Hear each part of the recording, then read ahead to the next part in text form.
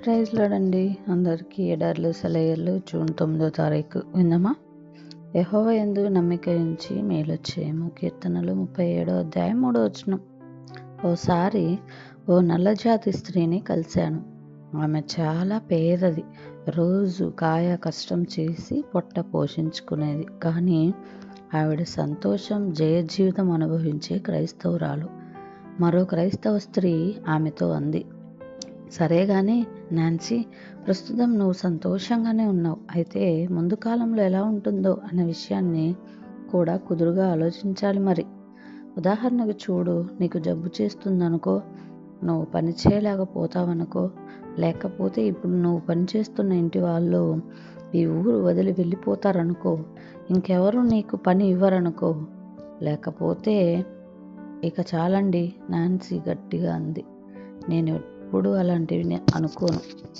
యెహోవా నా కాపరి, నాకు లేమి కలుగదు. ఏమండి, ఈ అనుకోవడాలే మిమ్మల్ని ఎప్పుడూ మొహం వేలాడేసుకుని ఉండేలా చేస్తున్నాయి. వాటినన్నిటినీ వదిలిపెట్టి దేవుడిపైన నమ్మకం ఉంచండి. ఈ అనుకోవడాలు ముందేం జరగనున్నదో ఊహించుకుని భయపడడాన్ని మన జీవితాల్లో నుండి ఏరి పారేసే ఒక వాక్యం ఉంది. ఆ వాక్యాన్ని చిన్నపిల్లలకు ఉండే విశ్వాసం లాంటి విశ్వాసంతో స్వీకరించి దాన్ని అనుసరించి ప్రవర్తించాలి. అది హెబ్రీ 13:5-6 వచనాలు. మీకు కలిగిన వాటితో తృప్తి పొంది ఉండుడి. నిన్ను ఏమాత్రమును విడువను, నిన్ను ఎన్నడూను ఎడబాయను అని ఆయనయే చెప్పింది కదా. కాబట్టి ప్రభువు నాకు సహాయుడు, నేను భయపడను. నరమాత్రుడు నాకేం చేయగలడు? ఆటంకపు నది దారికి అడ్డమైంది, లోతుగా వెడల్పుగా ప్రవహిస్తుంది, అడుగేస్తే మింగేసేలా చూస్తుంది. ఆశతో నిరీక్షణతో నవ్వుతూ పాడుతాను. రేపు రాబోయే కష్టం సంగతి రేపే చూస్తాను. చేతులారా దాన్ని ఈ రోజుకి అరువు తెచ్చుకోను. రేపు దాటవలసిన వంతెన ప్రమాదకరం. దాని కొయ్య పలకలు ఊగుతున్నాయి, దాని కమ్మీలు కదిలిపోతున్నాయి.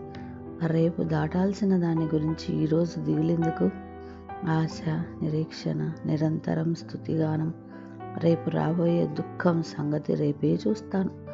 ఈ రోజుకే అరువు తెచ్చుకోను. ఆకాశంలో ఎగిరే పక్షిరాజుకి నదులు ఎలా దాటాలా అనే చింత అస్సలు ఉండదు. Praise the lord.